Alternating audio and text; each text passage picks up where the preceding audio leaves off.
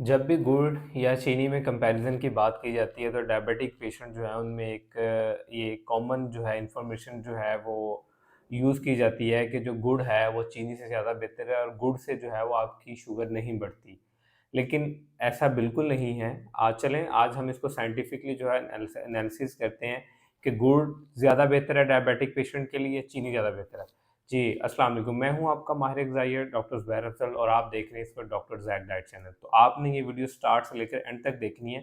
आज हम कंपैरिज़न करेंगे कि चीनी या गुड़ में से कौन-सी चीज़ ज़्यादा बेहतर है।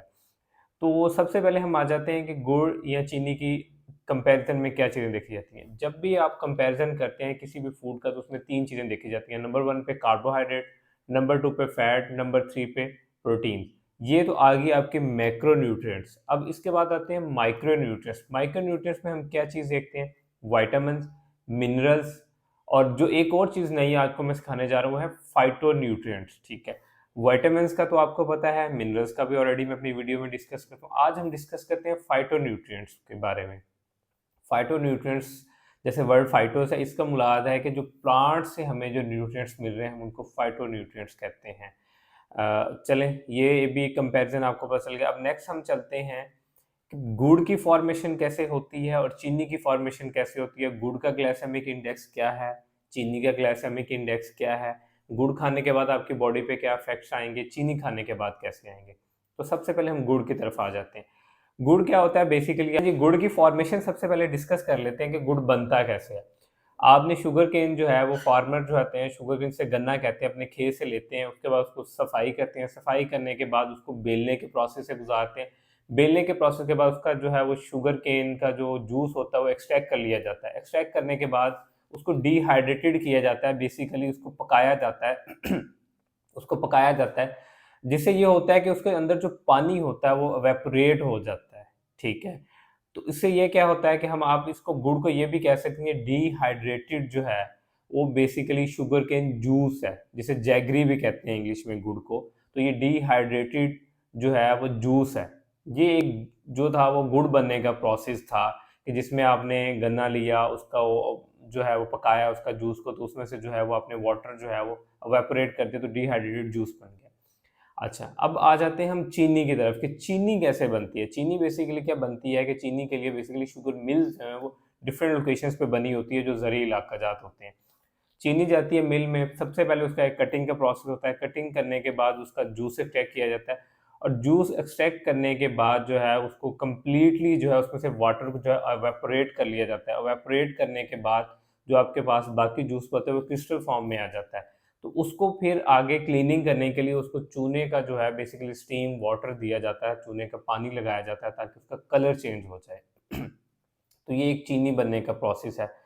जो गुड़ है वो डिहाइड्रेटेड फॉर्म होती है जूस की, कि उसमें सॉरी जो है उसमें कुछ ना कुछ वेपर फॉर्म में वाटर अवेलेबल होता है, लेकिन जो चीनी है उसमें कम्प्लीटली जो जूस है उसमें से वाटर को एवेपोरेट कर लिया जाता है, ठीक है।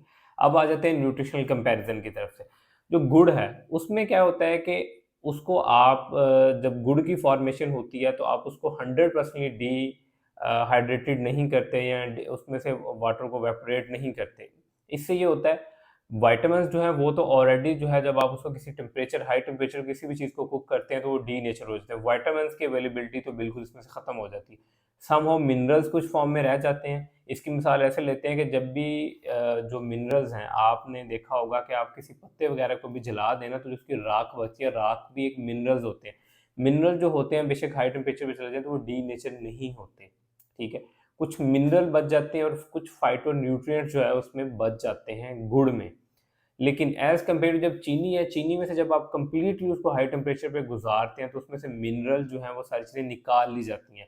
इसलिए चीनी को रिफाइंड शुगर भी कहा जाता है। मिसाल के तौर पे और से रिफाइंड प्रोडक्ट्स हैं जैसे रिफाइंड आटा है, तो उसमें से जो है वो आटा निकाल लिया जाता है, उसमें से जो है वो फाइबर भी निकाल लिया जाता है चोकर की फॉर्म में, सूजी भी निकाल ली जाती है बाय प्रोडक्ट की फॉर्म में, तो पीछे जो बचता है वो मैदा है जिसमें कोई न्यूट्रिशन नहीं होती।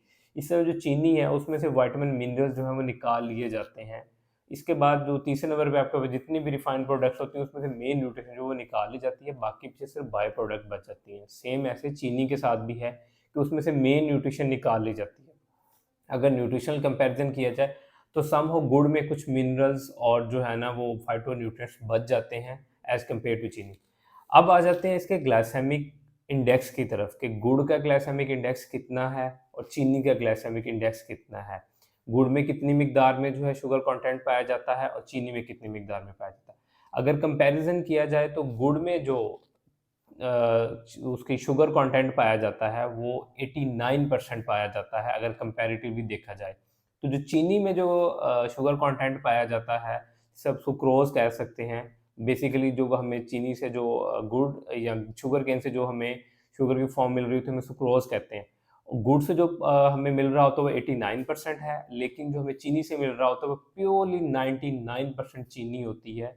वो 99% तक उसमें प्योरली चीनी की फॉर्म पाई जाती है, ठीक है? ये तो इसकी कंपैरिज़न थी। अब ग्लाइसेमिक इंडेक्स की तरफ आ जाते हैं। जो गुड़ का ग्लाइसेमिक इंडेक्स है वो 60 है, जो चीनी का ग्लाइसेमिक इंडेक्स है 65 है। अगर तो ये कोई डायबिटिक पेशेंट जो शुगर के मरीज़ हैं, वो लेना चाह रहे हैं तो दोनों में कोई बहुत बड़ा कंपैरिज़न नहीं है, 5 टू 10% को कंपैरिज़न नहीं है। क्योंकि जब आप चीनी को पानी के अंदर मिक्स करते हैं तो फ़ौरन हल हो जाती है, उसकी कम मिकदार यूज़ करनी पड़ती है। लेकिन जब गुड़ को पानी के अंदर मिक्स करते हैं तो उसकी ज़्यादा मिकदार यूज़ करनी पड़ती है। तो एट द एंड जब आप टेस्ट के लिए यूज़ करेंगे तो दोनों की सेम ही क्वांटिटी यूज़ करेंगे, दोनों का ग्लाइसेमिक इंडेक्स सेम ही आएगा। 60 टू 65 हाई ग्लाइसेमिक इंडेक्स है, डायबिटिक पेशेंट जो है वो इसको यूज़ नहीं कर सकते। अब आ जाते हैं नॉर्मल ह्यूमन बीइंग की तरफ। ये तो था डायबिटिक तक के, जो शुगर के मरीज़ हैं वो गुड़ और चीनी दोनों ही चीज़ें यूज़ नहीं कर सकते अपनी डाइट में, क्योंकि दोनों ही चीज़ें जो है उनके ब्लड शुगर लेवल्स को एलिवेट करती हैं। अब नॉर्मल ह्यूमन बीइंग की तरफ आ जाएँ, अगर आम इंसान जिसे शुगर नहीं है, वो कौन-सी चीज़ इस्तेमाल कर सकता है? तो जैसे मैंने पीछे कंपैरिज़न किया कि न्यूट्रिशनल वैल्यू जो जैगरी की है, गुड़ की है, वो ज़्यादा बेहतर है एज़ कम्पेयर टू चीनी के। क्योंकि चीनी में बहुत से केमिकल इंग्रीडिएंट्स यूज़ किए जा रहे होते हैं उसको रिफ़ाइन करने के लिए, लेकिन गुड़ में कोई भी ऐसे इंग्रीडिएंट्स यूज़ नहीं किए जा रहे होते। गुड़ प्योरली ऑर्गेनिक प्रोसेस से आता है।